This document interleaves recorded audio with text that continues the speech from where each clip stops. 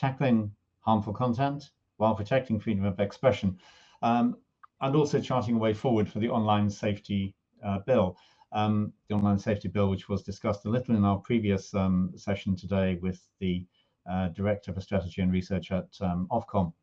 So I'm sitting here in Oxford at the moment, around the corner from the Oxford Internet Institute, of which the chair of this session, Vicky Nash, is the director.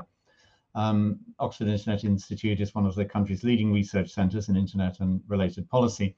And Vicky, as director, is also the director of its Internet Leadership Academy and an advisor to the UK Government's Council on Internet Safety.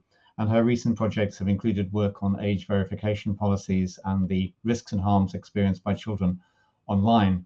I think this will be a particularly fascinating discussion, and I look forward to it very much. And I will now hand over to Vicky to chair the session.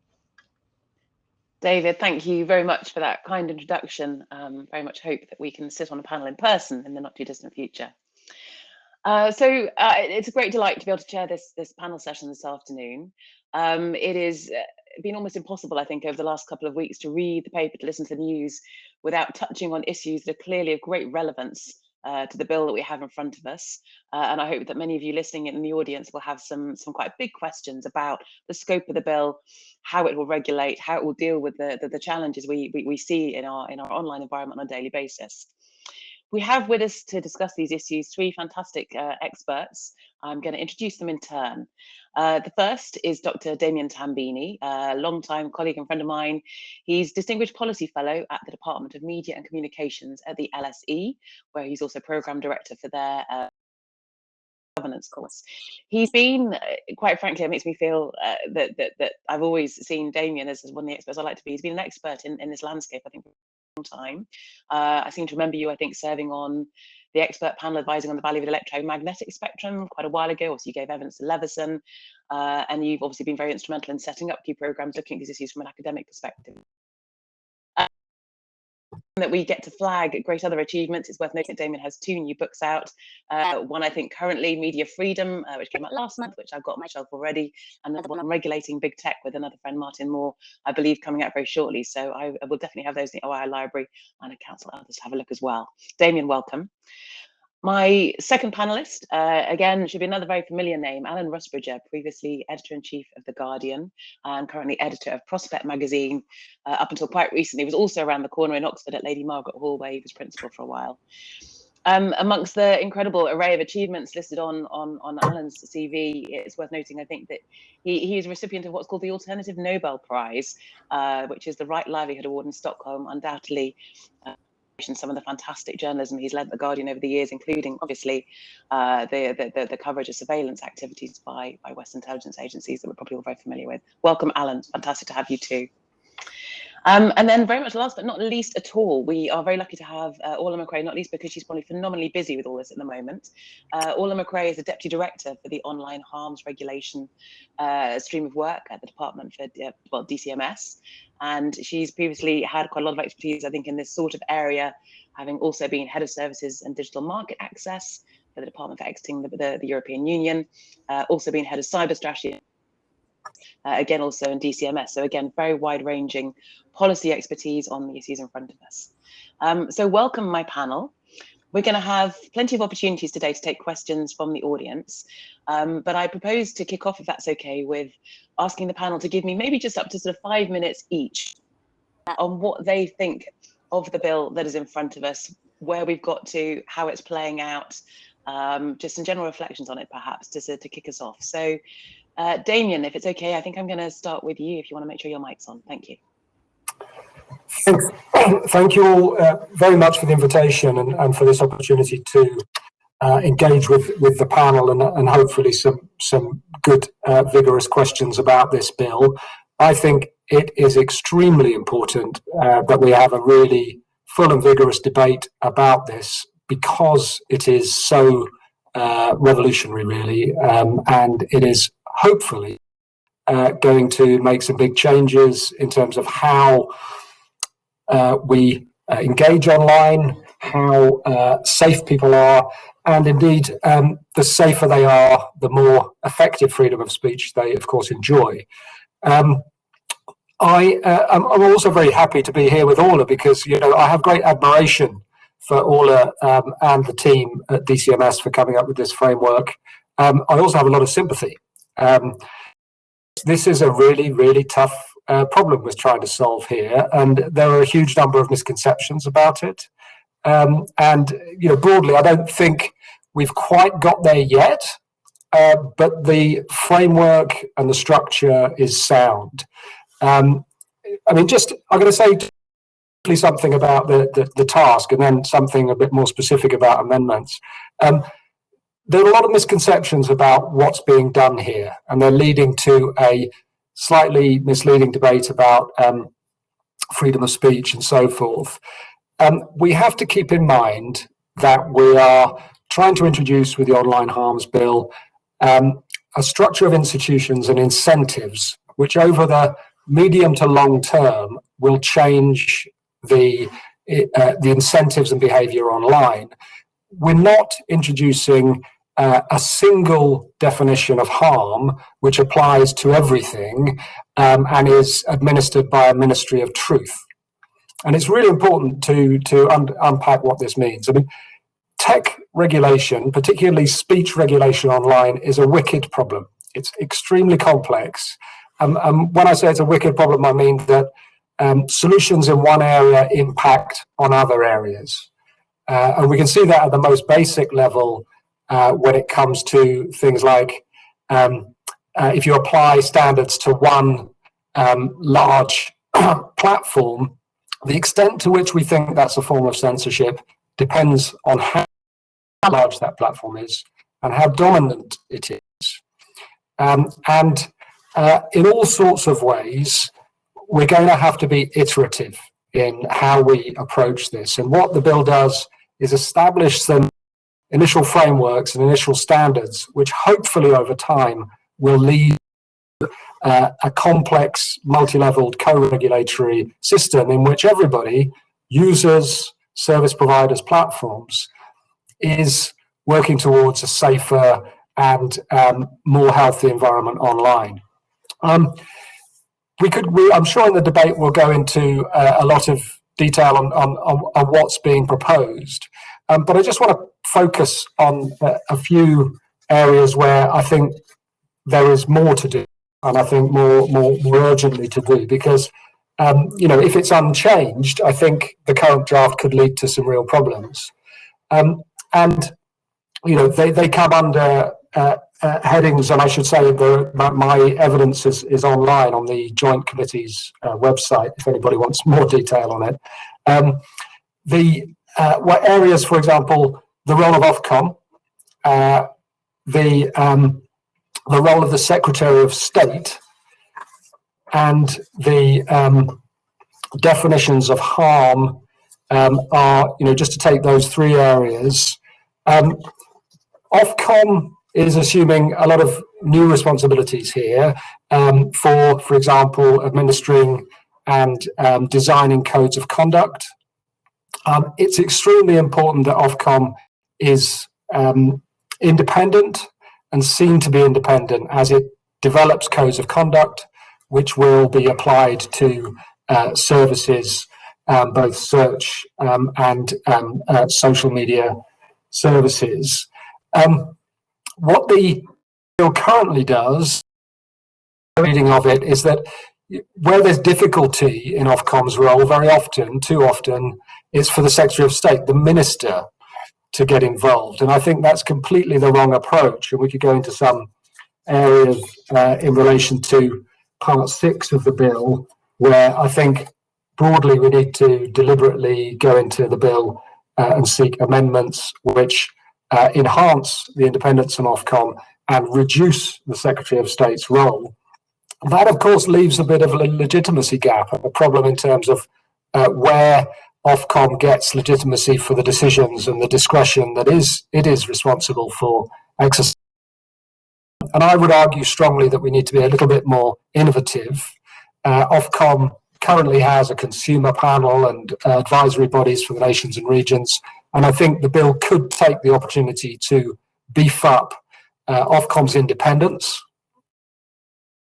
and also its internal consultation capacity. It has a number of new duties to consult with the public, but we should be approaching this as an opportunity to, for example, introduce new citizen panels and citizen juries within Ofcom, to replace those structures which have done a certain amount. But given that Ofcom is getting involved in new roles, it needs a new consultative apparatus, and it needs to be more embedded with civil society and the public. Because when you're speaking about speech regulation, there are two challenges: either capture by the government or capture by private interests.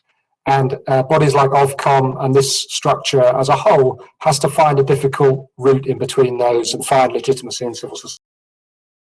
Ofcom needs to be more, state needs to be less involved, and the Ofcom's consultative apparatus, in my view, needs to be given more powers and prominence. But the question of definition of harm is, I think, an area where there've been some slightly off the mark, wide of the mark criticism. And I think broadly we need to accept that there are different approaches here to illegal content on the one side, and harmful content on the other side. Underlining point that Ofcom is not going to be involved in regulating content. This is very much about design of services and making sure that service providers have responsibilities to, not that Ofcom will be reaching views on whether this bit of content or that bit of content is illegal or harmful. But I think the objective has to be kept in mind that there are different standards and governance arrangements for illegal content and harmful content, completely different. In relation to illegal content, this is a standard set transparently by Parliament. It is the same online and offline for all services. And what we're trying to achieve with the Online Harms Bill is more effective adjudication at various levels of illegality of content.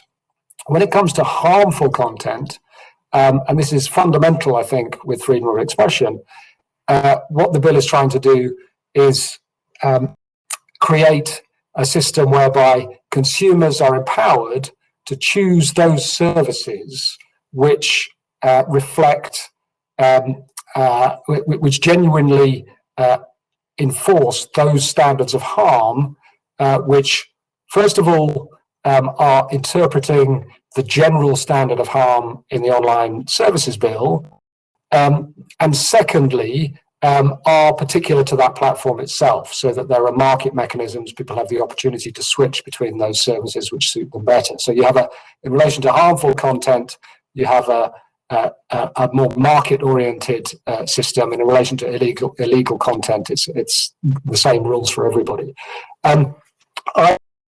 I think this is probably more of a problem of communicating what the bill does, which I think we're an area where I think a lot of work needs still to be done. But there are a number, reflected in the debate so far, a number of misconceptions around in terms of whether specific tests of harmful content are going to be applied directly by Ofcom, or whether there's this additional level of discretion at the level of the platform. So in general, I'm looking forward to the discussion. I think we need more independence, we need more less Secretary of State, we need better communication about the overall structure of the bill, and we need to think about this in the long term in terms of complex co-regulatory system of incentives and governance, which needs to be trusted by the public, and the public must understand it better. And that's a real challenge with something as complex as this.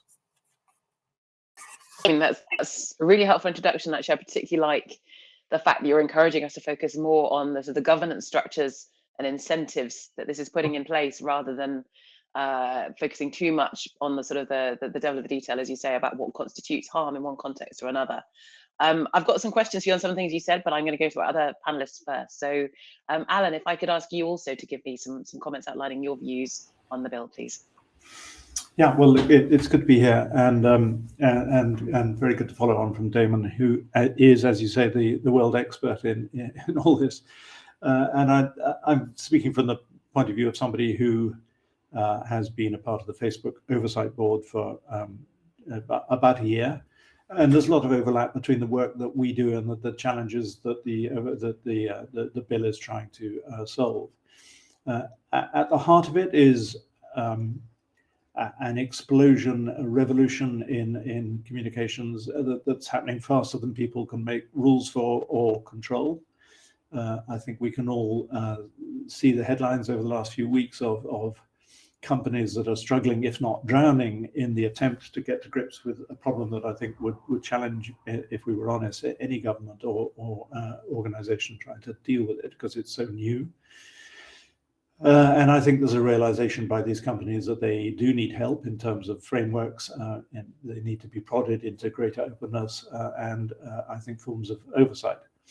This legal but harmful concept that Damien's talking about, that's at the heart of this bill, is also at the heart of the work that we've been doing, and it's difficult stuff.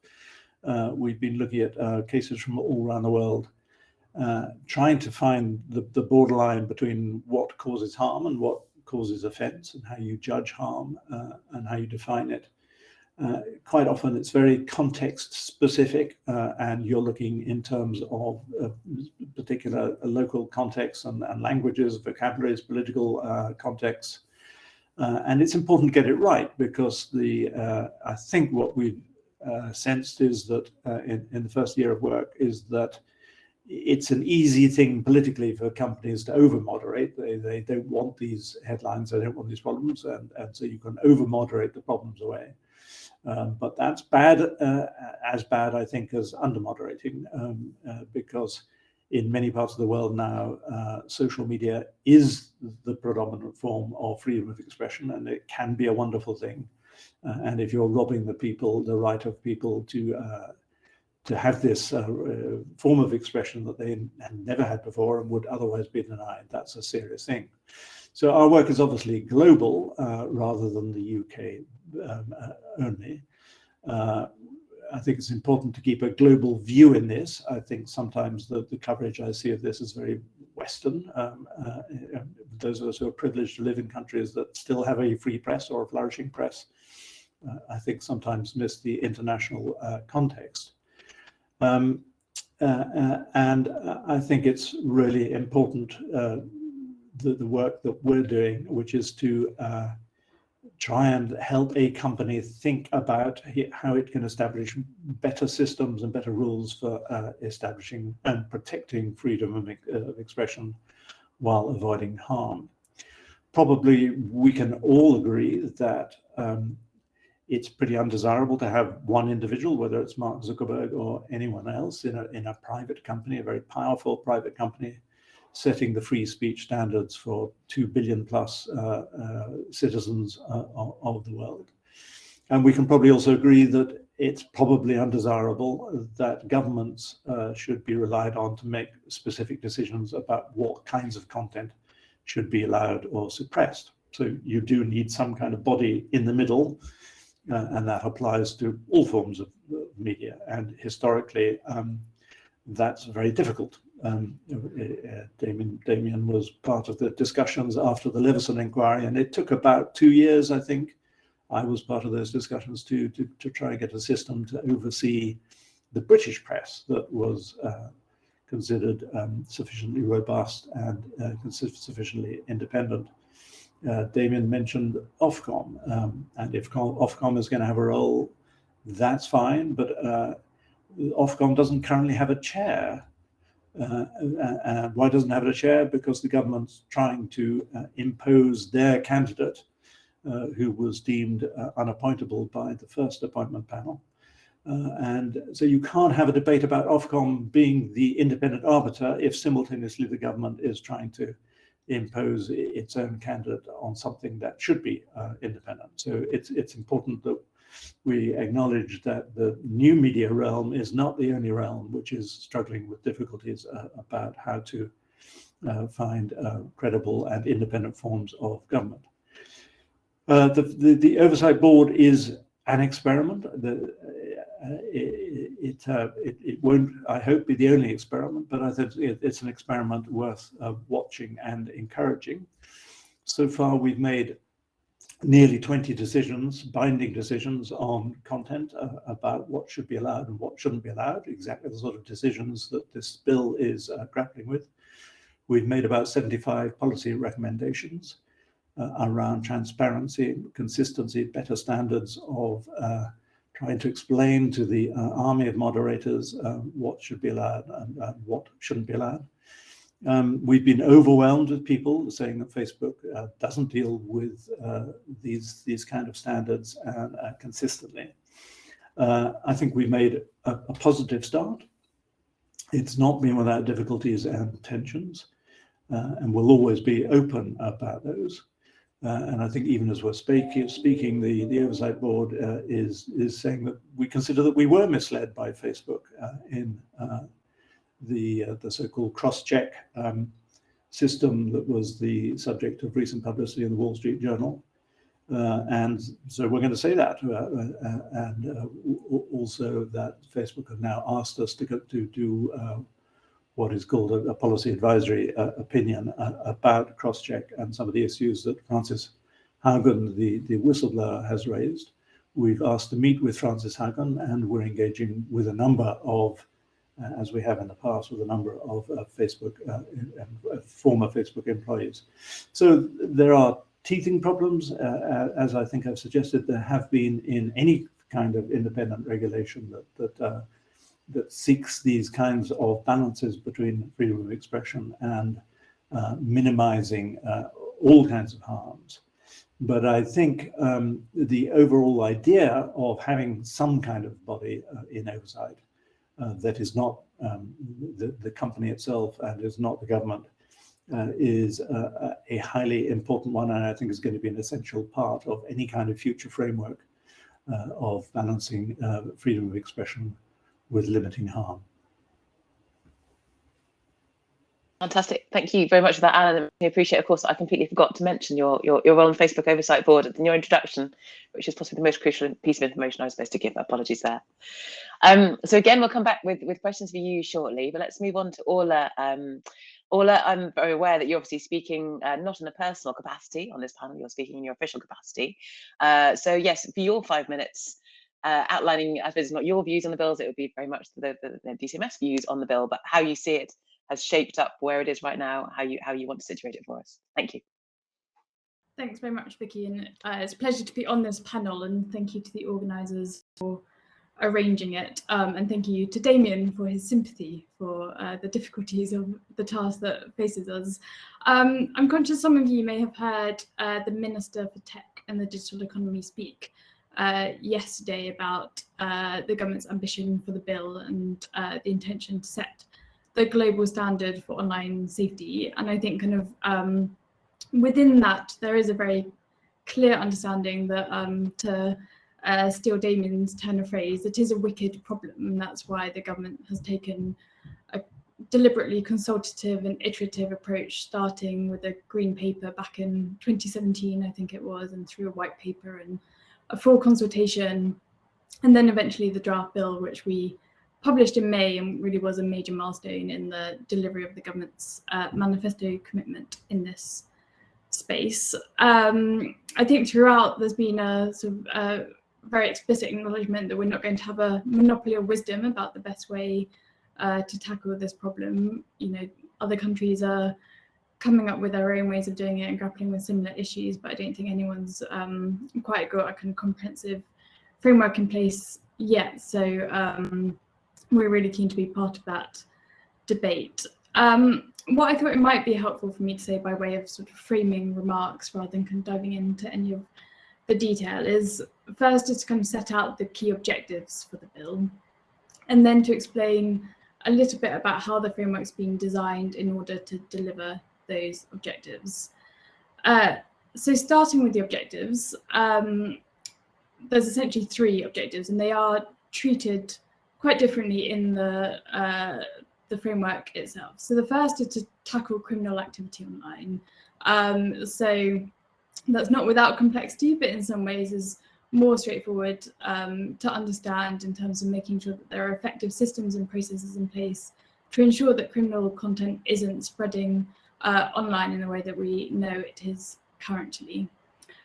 The second objective is to protect children.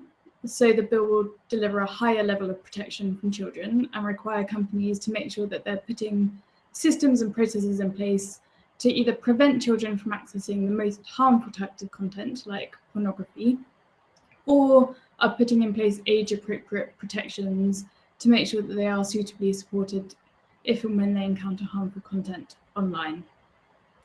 And finally, but by no means least, the other objective is to protect free expression online. So I think we would kind of challenge the idea that it's one or the other, and a kind of binary option there. I think it was Damien and Alan actually both kind of talked about the importance of some of the platforms in scope for free expression, and also the importance that everyone feels able to contribute to robust debate online without fear of being threatened or harassed for what they say. So that's very much been sort of designed into the framework from the start. So those are the objectives. And then in an attempt, I think, really to kind of address some of the misconceptions that we know continue to prevail about the bill, there are some features or characteristics that I want to underline. So the first is that this framework is focused on systems and processes and not individual pieces of content. And we think that's really important, as you said at the outset, to kind of drive the shift in incentives for what companies are doing to protect their users from harm, but also to avoid the risk that platforms are incentivized to over-remove content, which I think Alan mentioned is sort of equally bad outcome in terms of the experience we want for users on the internet. The second area I would highlight is that the whole framework is based on risk. And I think that's really important to the design. So the expectations of companies will depend very much on the risk associated with their services. So some platforms will have a huge number of users and a wide range of functionality that present a higher level of risk to users, and others will have a smaller number of users and very limited functionality that present a lower risk. And the expectations of what those different services will need to do to comply with their new duties will be very different. And that's really important, I think, because that's why it is a framework bill and it sets out high-level duties, but it does allow that flexibility to make sure the requirements in Ofcom's codes are based on risk rather than kind of blanket requirements. Another area I'd like to highlight is, and it links to the sort of shifting incentives, is the importance of transparency and accountability in the framework. So I think, you know, there clearly is a problem at the moment in terms of the mismatch between what users experience online and what they expect online and kind of what happens in practice. And I think there are several measures in the bill that will increase transparency from the transparency reporting, but also the provisions around having very clear terms and conditions that are consistently enforced, that will really sort of shift the balance so that there is more transparency, and it will all be underpinned by Ofcom's ability to access the information that it requires to carry out its functions, that we think will have an impact at the end of the day. And then finally, I think it is worth talking a bit about Ofcom. So the bill obviously appoints Ofcom as the regulator, but does obviously give it a new set of powers and functions in order to carry out its role effectively. And that's, I think that's really important. It is an independent regulator. I think we share that sentiment, and obviously there are different views across the panel about the best way to do that, but the way we've designed the powers to make sure that Ofcom can take effective action when needed, but also to kind of focus more on compliance and driving that culture change rather than just imposing sanctions from the outset. So I might pause there because I'm sure there are lots of questions and don't want to eat into the time for that. Orla, thank you for giving us that overview. Before we take some of the questions from the audience, I did have a couple of questions that I just wanted to put to our panelists. Maybe, I mean, Orla, just start with you, since you spoke most recently. I guess, you know, one of the things that must have made this sort of quite challenging, I suppose, for you and your team is obviously that it has been quite a lengthy process with great amounts of consultation along the way. What would you say for you has been one of the most significant changes, perhaps, in the way this has been framed? What is one of the improvements, if you like, that you think is most pleasing? A huge amount, I think. I mean, so when I joined, which sort of at the inception of the white paper, the thinking was still quite high level. So I remember kind of when we were doing these sort of events back in 2018, 2019, we talked about a white paper with a kind of greenish twinge because we wanted to kind of make sure that, you know, there were still quite a few details to be worked through, and it was a genuine consultation. So we really did learn from the several thousand responses we got. I think kind of it's hard to say what's changed because in many ways it's the translation, I think, from quite a conceptual framework in the white paper into a draft legislation just requires that kind of more and more layers of thinking and detail that come out. But I do think there's been a lot that's come through in terms of ensuring that that sort of differentiated approach between illegal and legal but harmful and protecting children is really clear in terms of the duties on companies, and also that some of the safeguards for free expression within the framework are kind of really clearly articulated on the face of the bill. That was certainly a change that really I found very reassuring. Damien, I wanted to pick up with you. Both you and Alan, I think, really sort of honed in on this point about the importance of having proper political independence for the regulator in this context, which I think, you know, really was, Alan, brought home by your reminder that actually, of course, you know, the chair position is still vacant and why it's still vacant. So I mean, Damien, you know, the possibilities of having more consultation, redesigning some of Ofcom's own processes to sort of reach out array of views and it will help frame its own interventions. But what other types of change or improvement do you think are needed in order to ensure that Ofcom can be fit for this purpose? I think just to pick up also and link this to something that Alan raised, you know, we might be complacent, perhaps too complacent, about our political culture, about the protection that the European Convention on Human Rights provides for freedom of expression in this country by giving a mechanism of appeal beyond the country.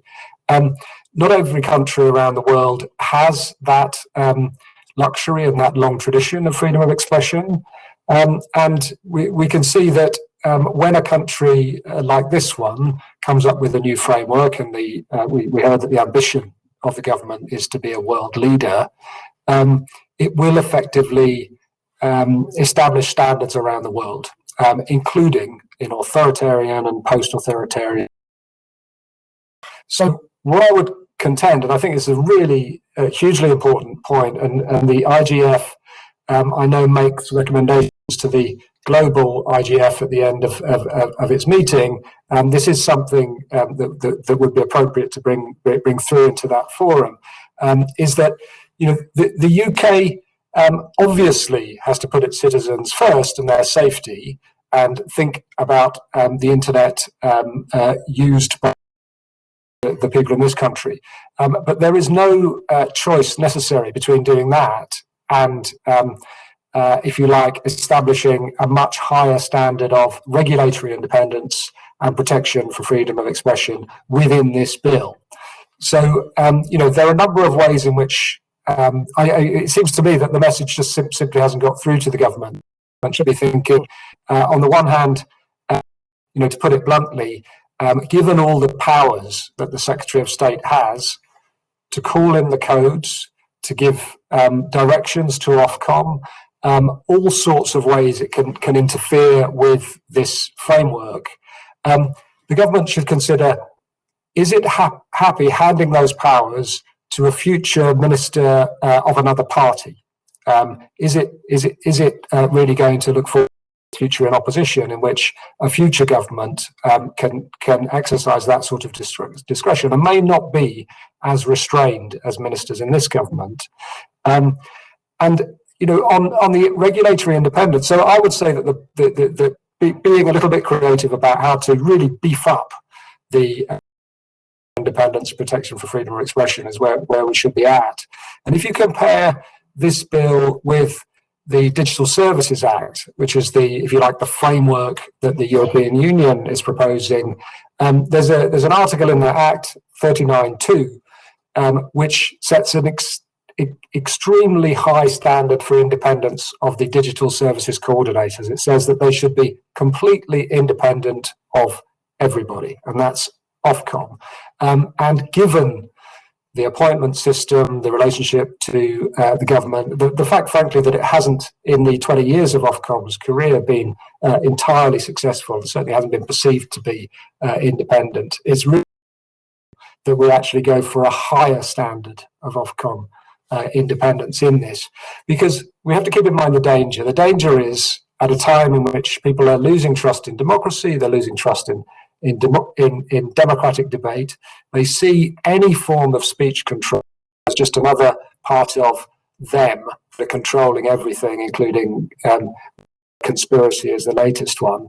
In those circumstances, systems of governance which are absolutely independent from government and clearly understood exactly how and why they're independent is the only defence that we've got. So we need to establish even if it seems like a higher standard than is absolutely necessary in this country, we need to understand that we're setting in place here structures for the long term, extremely important role in maintaining trust in democracy. Brilliant, thank you. Alan, for you're very clearly in the midst, if you like, of some of the most difficult decisions that have to be taken about the type of content that can be allowed on platforms, in this case, obviously Facebook. Having seen the sort of complexity of some of the issues that come to the board, are you confident that both this bill and the being set up around it can deal with the complexity of those types of issues? I mean, I suppose, again, we've had a really challenging, really sort of tragic week in politics. And again, unsurprisingly, we've seen sort of calls, sort of ban the possibility of things like anonymity and so on online. So there's this sort of tendency, I think, sometimes to resort to quite, sort of simplistic approaches to sort of dealing with these really difficult, wicked problems. So we've got to deal with these problems easily. I don't know is the honest answer. I hope Ola and her colleagues are looking at the judgments that we're producing. As I said, there are nearly 20 of them, and they're very detailed and thought through. And I think it's apparent from those judgments how difficult some of these calls are.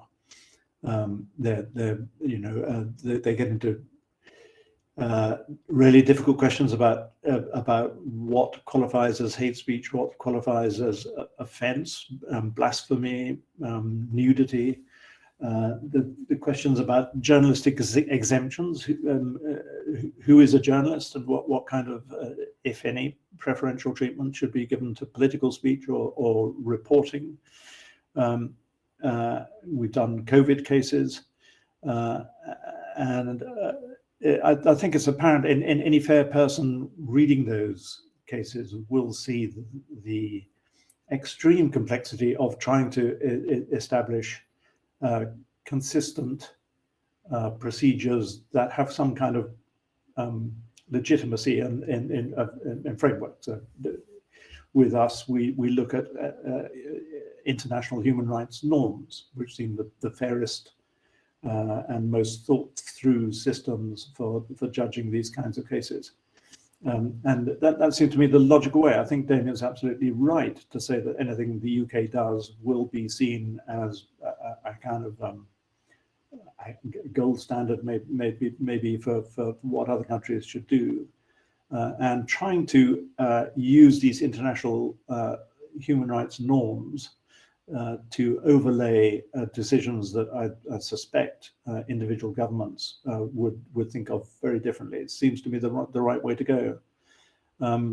But it's all there. I mean, we publish all these decisions, and I think anyone reading them will realize that these are difficult and nuanced decisions to take. And I suppose my only worry about the online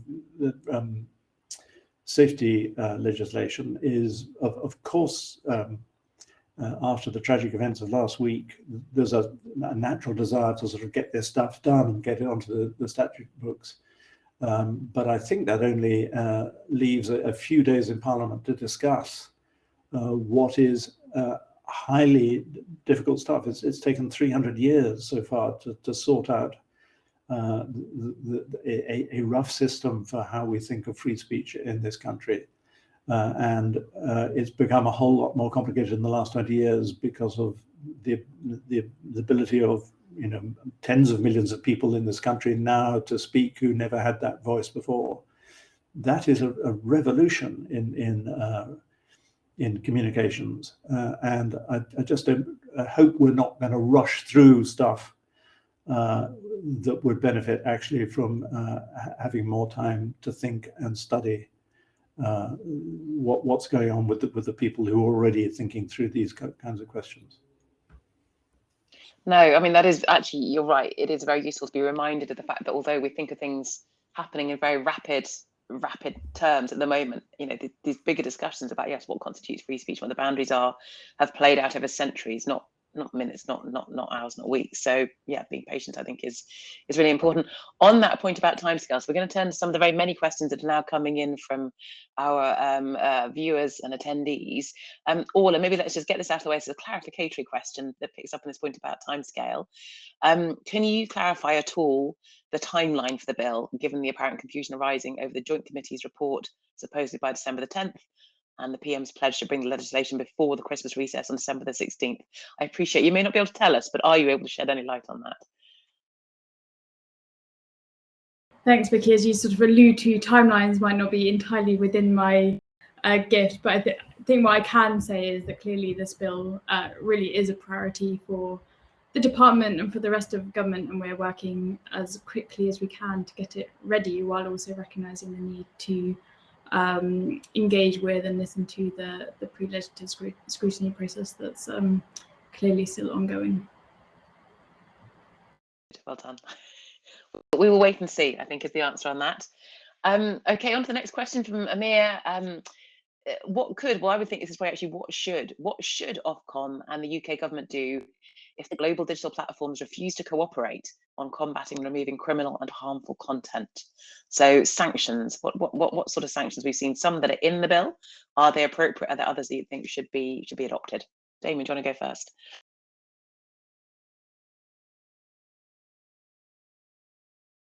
The sanctions in the bill, and that is it 5% of global turnover fines, plus in extremis disruption of business activities. The sanctions are pretty weighty, and I think that they will, they have been seen as themselves having the potential to chill free speech if you don't have certainty over standards.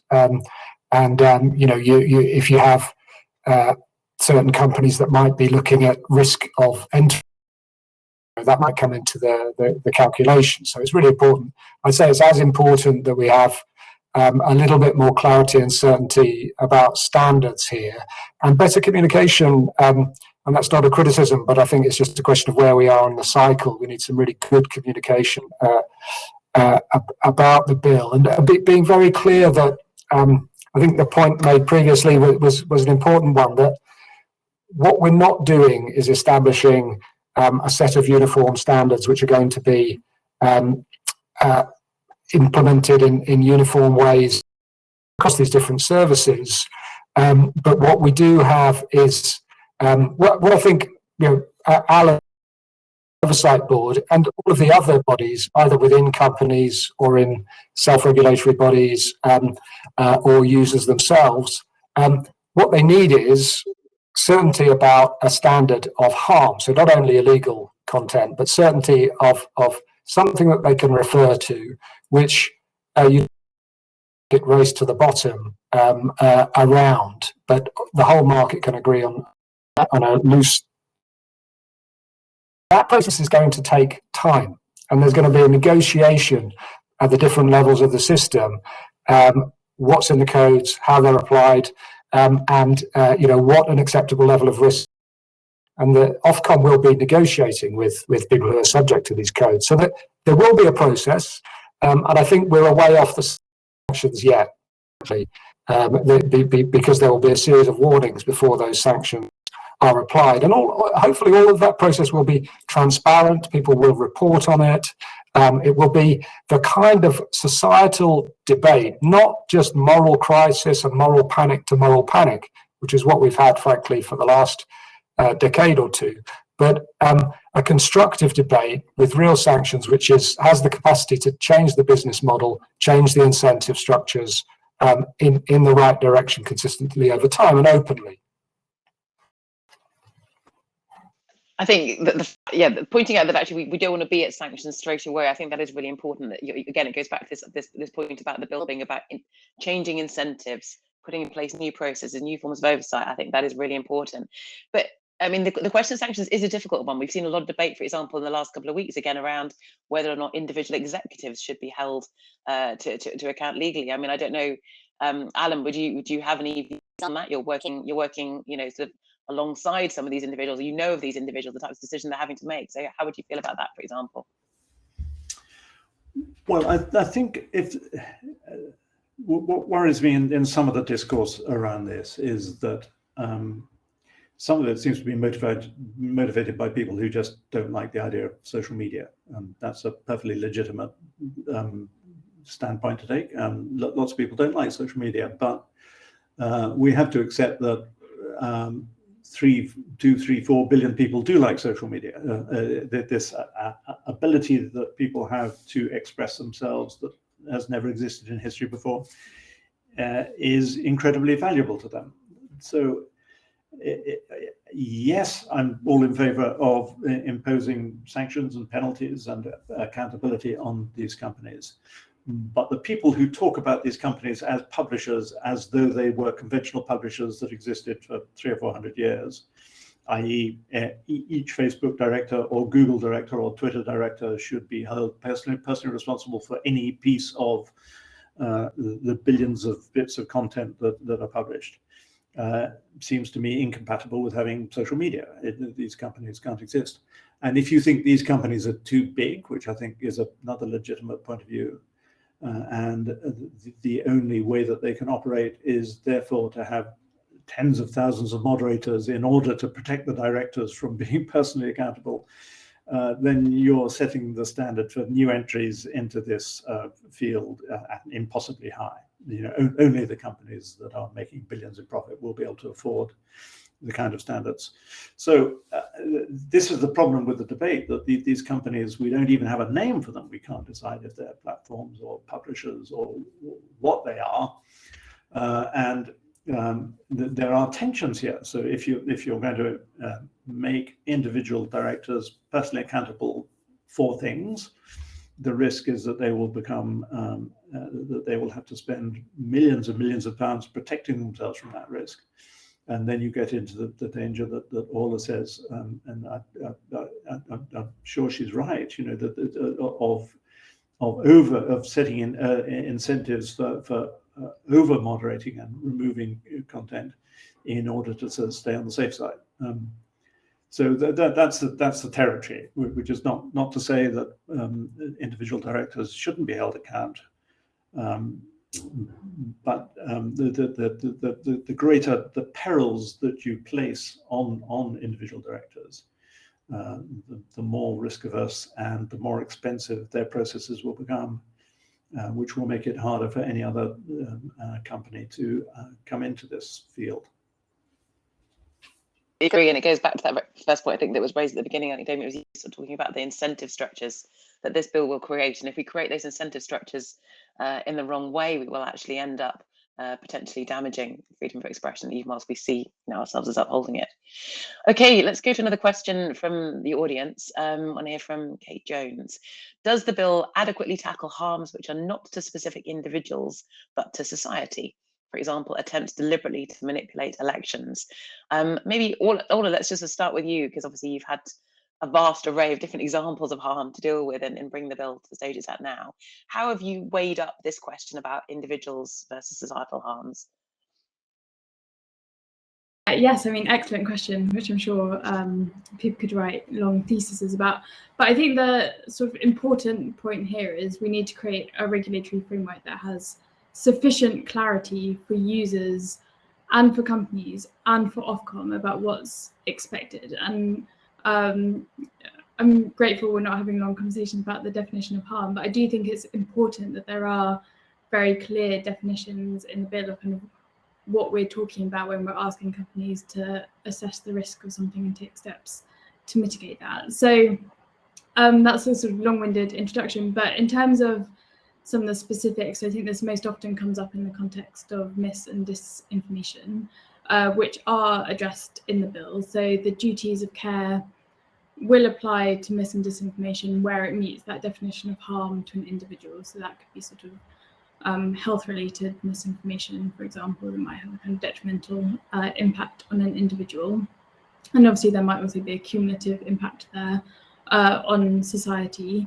There are also a kind of broader range of packages designed to kind of build understanding and awareness of how to address some of these really tricky issues. So a requirement on Ofcom to set up an expert advisory group that can look at things like how could greater transparency address some of these concerns, and also powers for emergency scenarios for Ofcom to kind of direct the use of media literacy tools and techniques. So I think there is ways of addressing it through the bill, but I think if to go further, you need to understand what harm to society is, I think. I'm fully aware that, yes, probably people are writing long theses on this particular question, so it's not something we can expect you to give a quick answer on. Either Alan or Damien have to come in on that point. Do either of you want to say anything about the balance between these in the bill? Damien? I'm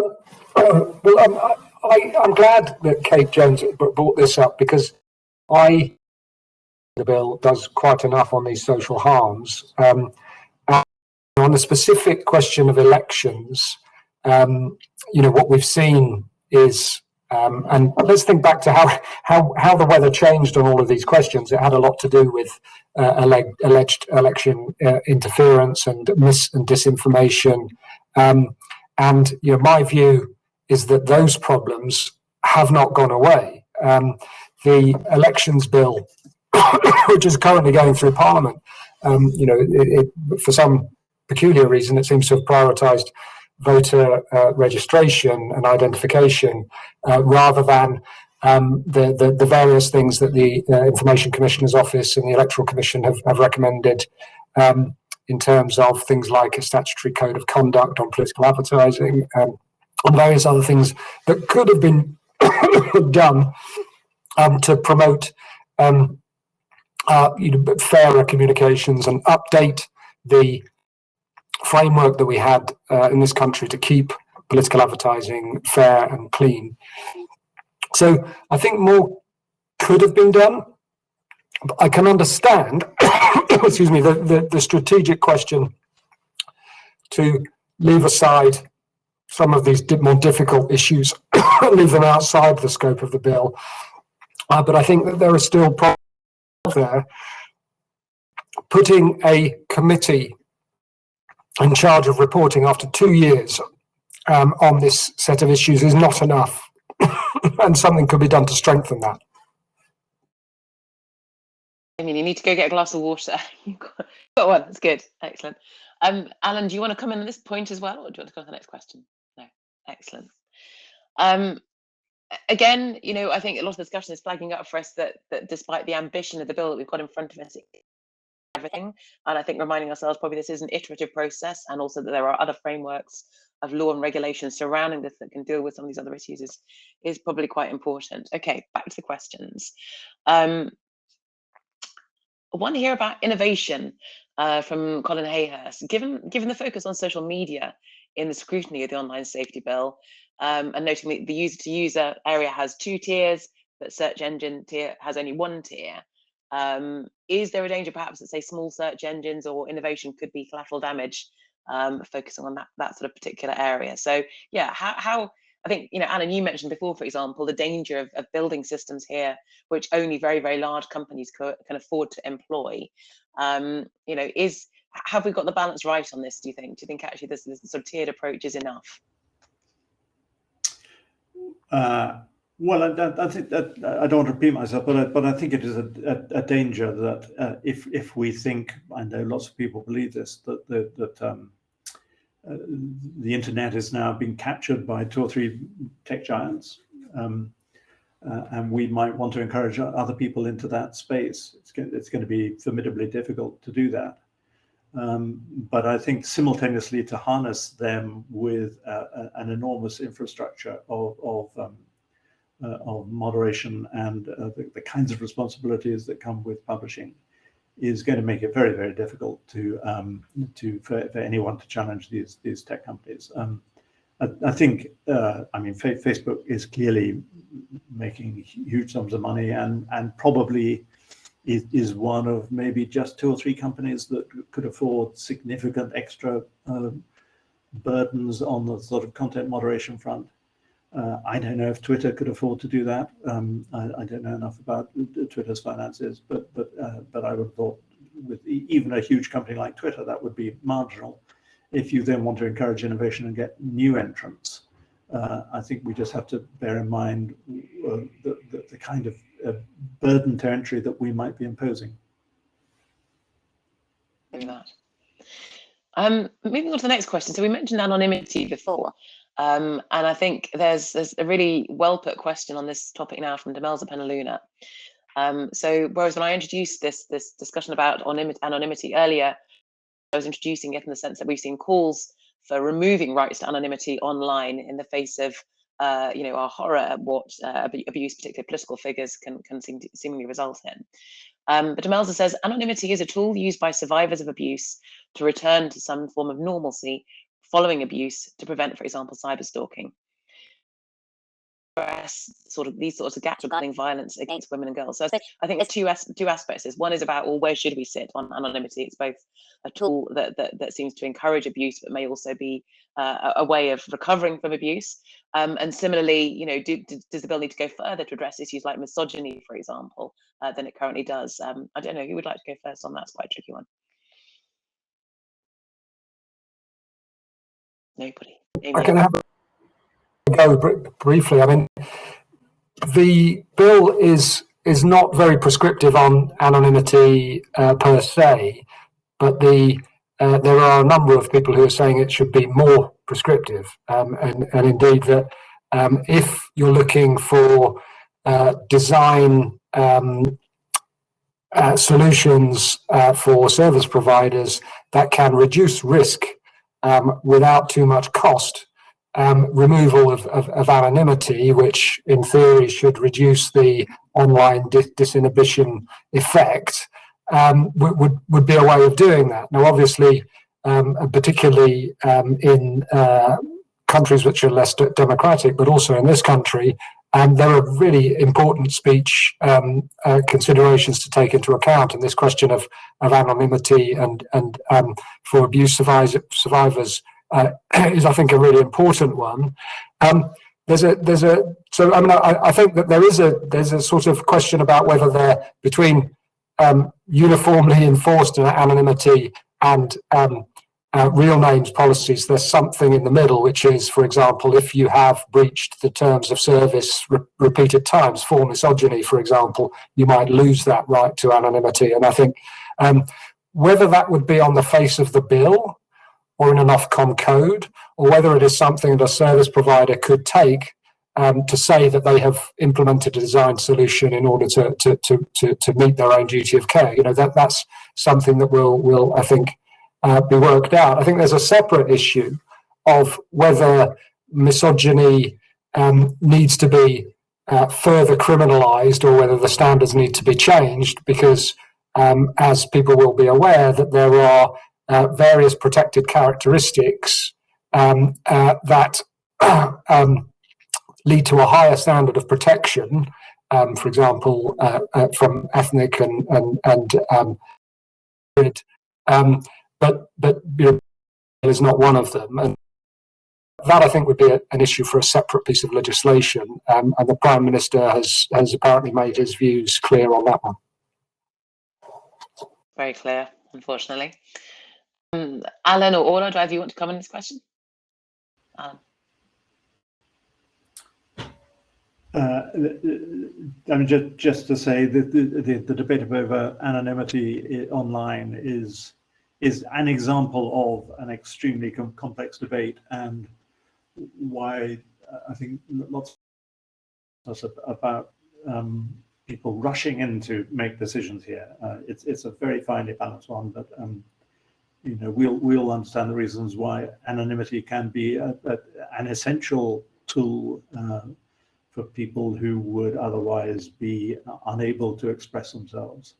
And so that's a very fine balance to judge, and I'm sure Ola and her colleagues have got their heads in ice packs trying to think their way through that.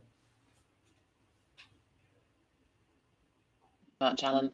I'm going to take a little break just from the questions. I've got a couple of questions I might like to ask at the very end from our audience, but I just want to get the panel's views on one thing. So, quick comment perhaps from each of you. We've been really sort of drilling down into some of the sort of the quite messy details of this, and really exposing why this is such a challenging piece of legislation to bring forward, and why at the very least I think the UK government is being brave and ambitious in doing so. Alan, I'm going to ask all of you. I'm going to ask you a slightly different question, but just from Alan and Damien first. Could you give me just one quick comment on maybe just one factor that you to secure this bill's chances of success in really making a difference? What one thing would you recommend to the parliamentarians and committee members that are scrutinising this that you think would be a genuine improvement? Reduce the Secretary of State's powers. Section 6, there are far too many, and he can interfere directly in codes, which from a free speech point of view is a no-no. Fantastic. I think a similar answer. I noticed Alder managed to keep a straight face while saying that Ofcom is independent. I mean, it is at the moment, and it's done highly valuable work. I think it's an excellent organisation. And for instance, in this whole debate about BBC impartiality, go back through the Ofcom report since 2017. Ofcom has never found the BBC to have failed its duty of impartiality. And you could see why that would irritate some people in government and outside, and why they would want to have influence over Ofcom. But if they're able to do that, if they're able to impose their choice as the chair of Ofcom, then it's not going to be independent. So if the whole of this bill is predicated on the independence of an organisation, the government should just accept that they can't control who chairs it or who runs it. It's just incompatible. Absolutely in agreement with both of those websites. We're writing those down. Or a slightly different question for you, because of the position you're occupying, you are sort of by default, so working department, thinking you've got a product here which you're really, really proud of. If you were talking to colleagues in other countries whom we know are looking at the UK's efforts here and looking to see how this pans out, what factor do you think that is currently in the bill is the one that you're sort of most proud of, if you like, that you'd be recommending to colleagues in say other European countries to consider taking forward themselves? An excellent question. I mean, we are really proud of the bill, but I should say we don't think it's the finished article, and that's why it was published in draft. So maybe that would be my slightly cheating answer is, these are difficult issues, and the more consultation you can do, probably the better policy you'll come up with. But I think beyond that, I do think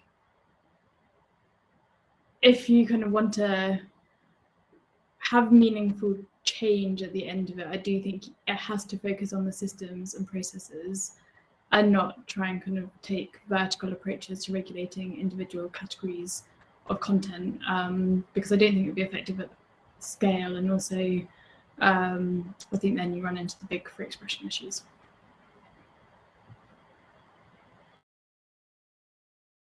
Back to you, maybe last couple of questions from the audience.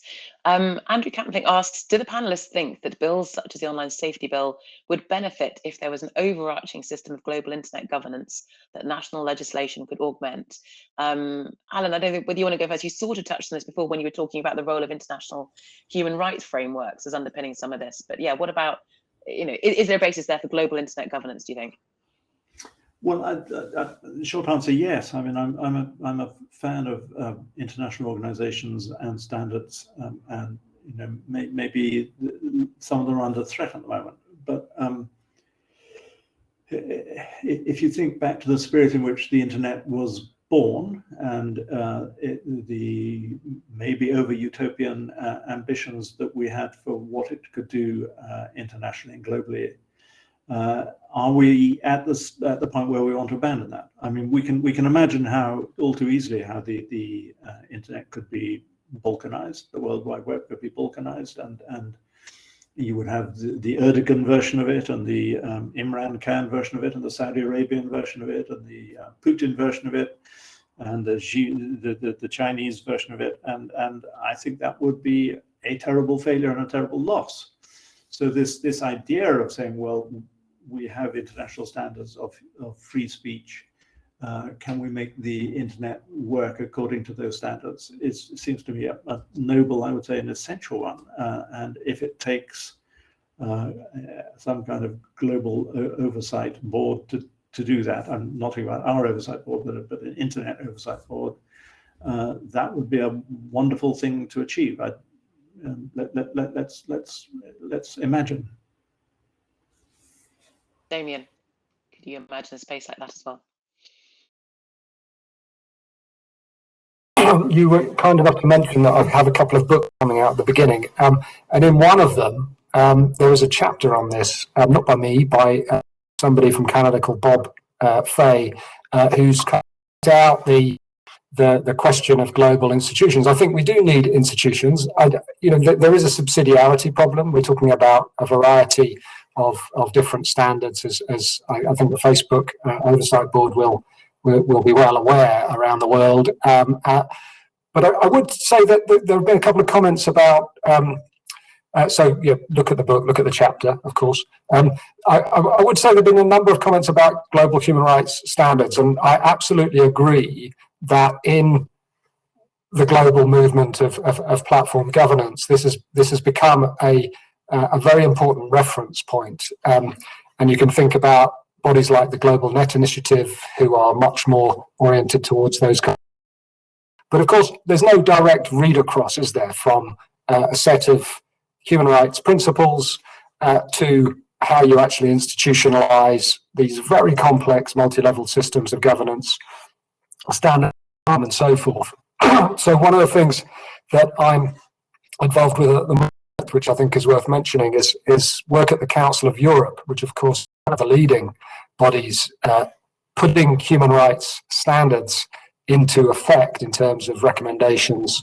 And we have a recommendation that's about to come out on communication governance principles that really tries to join the dots and say, okay, if we're building these systems, what kind of standards of transparency do we need to implement?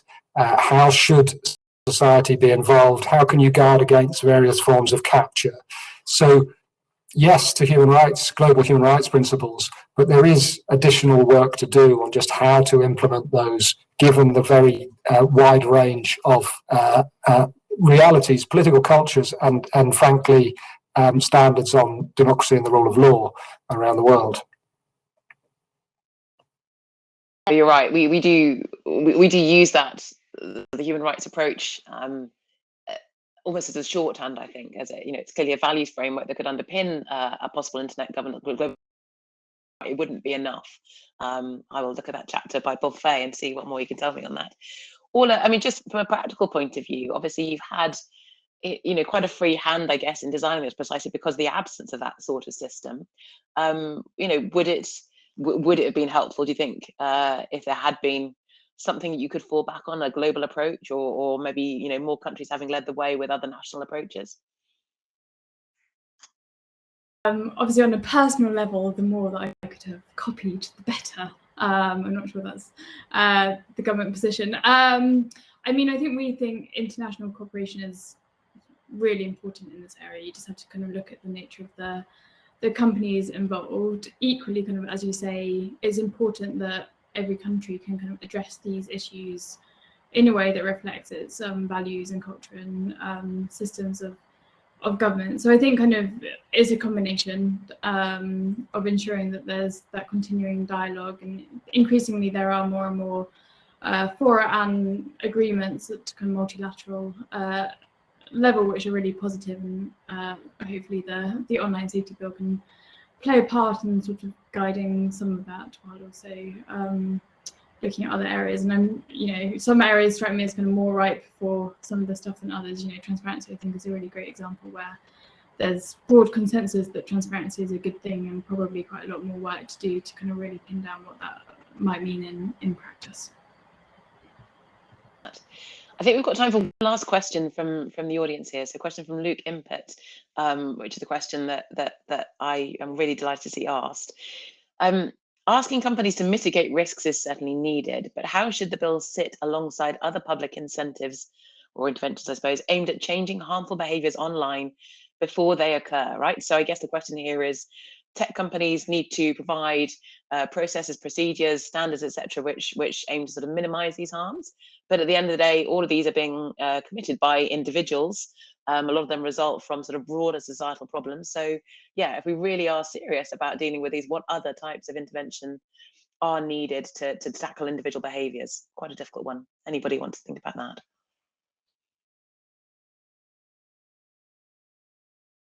What I can say is, obviously, the online safety bill is not a silver bullet to all society's problems, difficult enough though it is.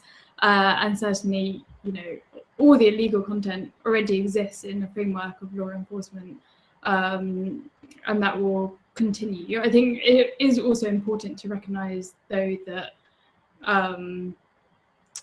the problems exist, but the harm caused can be exacerbated by the design and operation of the platforms, and hence the importance of regulation in this space. Absolutely, it's about the amplification, or for example, the scope and spread. Damien or Alan, either of you want to chip in for one last brief comment on this? You don't have to, Alan. No, I mean, I'm all in favour of holding individuals to account for what they're saying, hard though that is, and slinging them off or sin binning them if they are not prepared to act by the norms and standards that companies and users expect. That seems to me an essential part of a civilized world. It becomes, I think, it becomes more complicated, as we've been discussing for the last hour, when you start holding the companies themselves to account for the individual, you know, what's bound to be an onward pattern of individual bad behavior. But there's no, I don't think anybody can possibly object to individuals themselves being held to account and being ejected when they behave badly. And some of that's happening already, but whether it's happening consistently and fairly is one of the things that we will be looking at. Thank you. We are about to finish, I think. So panel, any last literal phrase or comment that you would want, you know, if we think about this as being informing the UK's response to the international IGF, you know, what are the messages they should be taking forward on this? I mean, Damien, from you, I'm taking, you know, proper political independence for the regulator, perhaps, as being one of the primary messages. Would you agree with that? Yeah, and I think more civil society and more bottom up. Yeah. All a request as well that, you know, the government can play it in all of this in terms of actually describes. It's essential that this something that people really get, and they don't see it as something which is being imposed by political Mark Zuckerberg. Thank you. Alan, last message from you. Yeah, I just think, look, this is the beginning. This is going to take the rest of the century and maybe longer to sort out. Lots of people have been writing about Gutenberg and scurrying back to the 15th century and the political and social turmoil that happened when you allowed books into the hands of people. And this is that times 100. And the Online Safety Bill, the Facebook Oversight Board, all these are attempts to begin to answer this question. It's not going to be solved by next Tuesday or next year, or probably not in the next 10 years, but these are honest and decent attempts to try to get to grips with an amazing revolution. That is very beautifully said. I think that's a great place to end. Orla, I guess for you, the message would simply be perhaps watch this space. I don't know. This space, but also please do keep talking to us. And if anyone wants to follow up, my virtual door is open, and I'm sure we can get contact details. Wonderful. Thank you so much, panel. You've been absolutely fantastic. I know it's very difficult doing this online, but you've given us some superb insight, I think, into the really difficult issues that this bill is wrestling with so impressively. So, Damien, Alan, Orla, very much for your time this afternoon, and I think we can probably turn you back to David, if I'm correct.